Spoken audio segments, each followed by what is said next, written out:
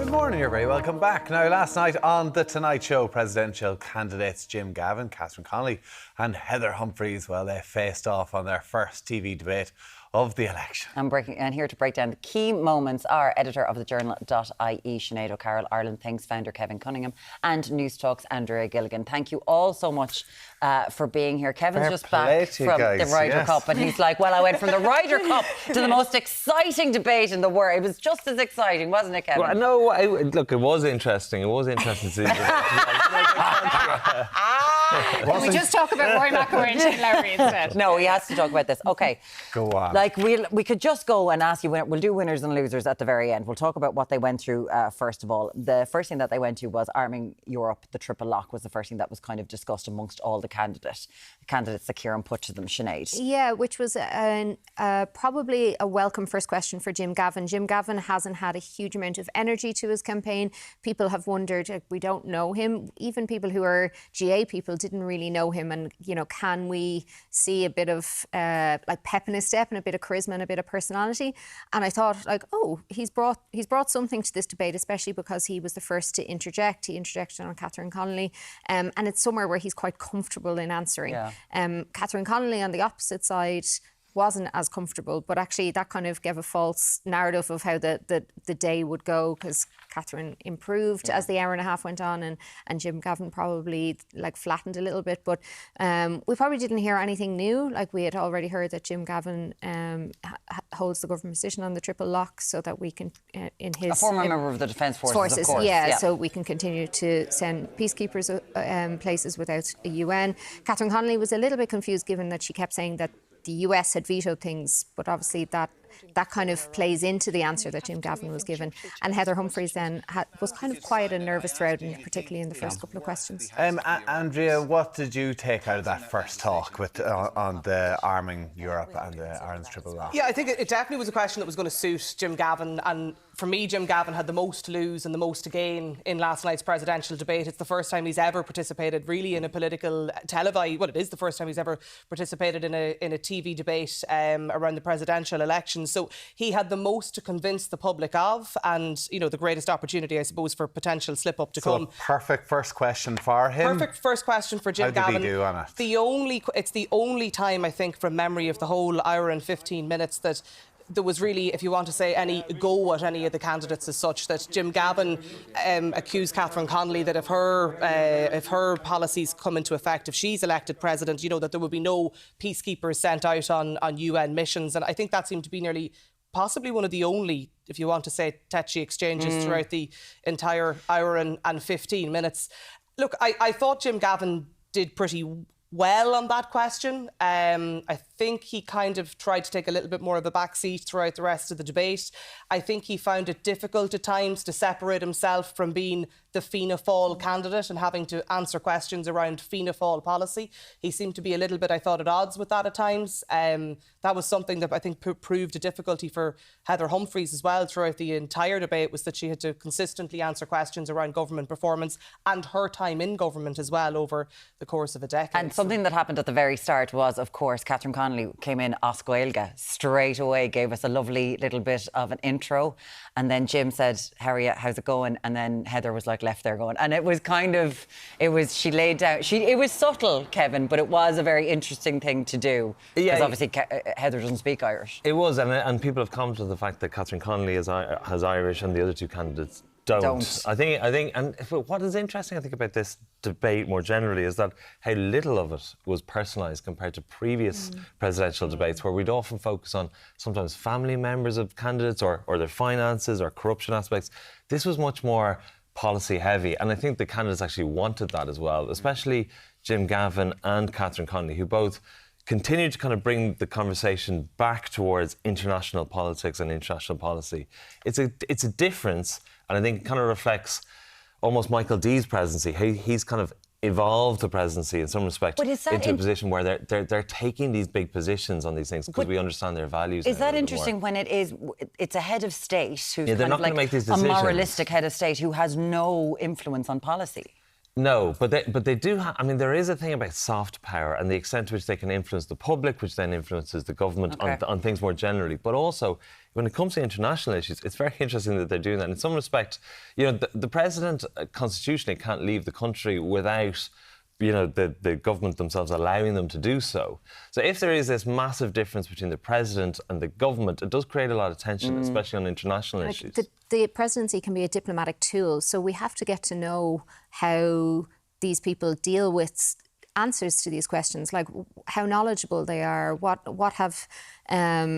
even if we don't get full opinions, just like where is their knowledge base on it? Where are they comfortable talking about it? Because, yeah, they don't get to make decisions, but they are the head of state. They are going to be meeting people and may possibly be used as a diplomatic tool in various different ways. So that we have to...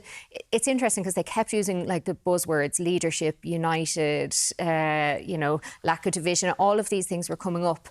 But actually what the electorate is looking for is like, I don't really want to hear these buzzwords, but I want to feel that you can unite us or that you won't sow division. So for that bit of state, authenticity. Catherine Connolly came out well in that. I presume, I didn't see it, of course, so I'm only reviewing it now, but in terms of like her comments around Gaza and Hamas or even the German rearmament, did that stuff come up? Did she perform well in those areas?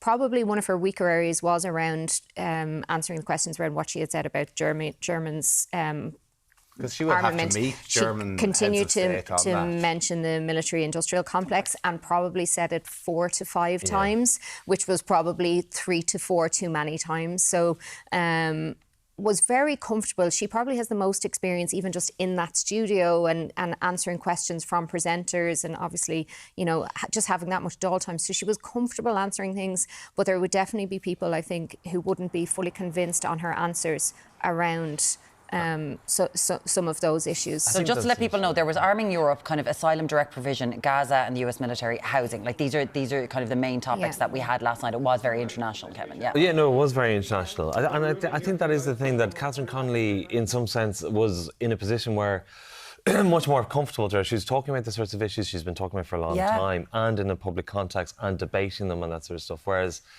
Jim Gavin, obviously, I think in relative terms, probably performed relatively well because that isn't his natural setting at all whatsoever, you know? He definitely had talking points, you know, that he was sticking to talking points. Like you could kind of see the bullet points as he went along. But there was something very interesting. As you said, it ended up with Heather Humphreys having to defend the government. And Kieran used a line that we're talking when they went into housing. He was like, we've got nothing but private wealth and public squalor. What are you doing about this? And she had to defend the government line on housing. And he was like, but like, we don't have enough houses. You know, it did end up becoming something like that, that she has to defend policies. Absolutely. And I think that the challenge for Heather Humphreys, and we saw this last night in the first TV debate, and I think this is going to continue throughout, and I'm sure her own advisors in the background will be probably running, you know, through this with her and practicing with her. She's going to be consistently asked about her own performance in government and the government's performance over the past number of decades. And I think that is where Heather Humphreys needs to be, in my opinion, careful around this in TV debates, is that she's going to end up having to explain the government, and that is not what her role is going to be as president. And Catherine Connolly, we could see last night, consistently pushed back on Heather Humphreys, subtly, but in terms of, you know, Catherine Connolly has always been an opposition TD. It's a much easier position to be in you know, in around asylum seekers, direct provision, housing. These were all things that Heather Humphreys then, you know, had to in turn answer because it's her party that has been in government. I think Jim Gavin did try on various occasions last night to separate himself from being the Fianna Fáil representative, and he was asked about that, the fact that, you know, well, you're happy to go under the Fianna Fáil banner and under the Fianna Fáil name on the ticket, but, you know, he seemed to try to separate himself from being a Fianna Fáil representative in this election. See, that's the thing. They were all quite critical of the government, which is quite interesting. I mean, all three of them were. And on housing, they said more needs to be done now. This isn't just Catherine Connolly. It just suggests that the presidency, in some respect, is sort of evolving into something slightly different now. And that seems to be quite evident in the debate. Heather Humphreys was probably strongest when she kind of invoked Mary McAleese's name towards the end when she was talking about you know, a possibility of United Ireland. So when when she was doing that, she was much more comfortable than when she's trying to defend the record. That balance that she has to do, because her team keeps saying she's the only one with a record to defend because she has so many years of service in cabinet. But that's it's a double-edged sword. Like, if you have that many years in cabinet, yes, you can talk to what you have done, but you also have to answer for what you haven't done.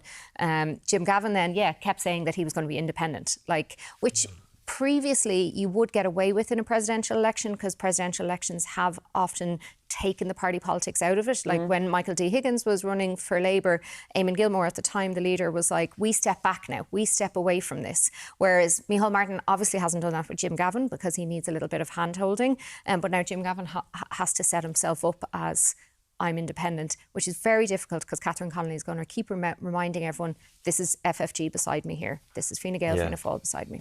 OK, right. Well, let's round up. What are we thinking? First debate, there's obviously 4 weeks left to go on this.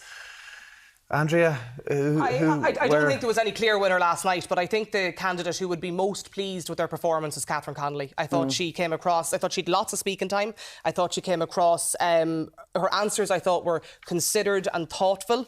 I think Jim Gavin settled into the debate as it went on. He grew into it a little bit as well. I thought he got some points across. Look, he did stumble over, his own words at times as well. I think he'd be forgiven for that. It's his first televised debate. I still think Heather did okay in it. I think she was quite quiet. I think she sat back a little bit, but I do think she answered some of the questions all right. But overall, I thought it was there was no big landslide moment and no big killer answer. I suppose. She wishes they'd been standing up, though, Andrea does. She's like, why weren't they standing up for there? What do you think, Kevin? Yeah, I think Catherine Connolly was in natural ground for her. I mean, I think in some respect, while Catherine Connolly probably seemed more consistent in her views and there was more of a vision for something to vote for some people, that vision might be still a little bit too far left-wing for the general, to get to 50%, I guess.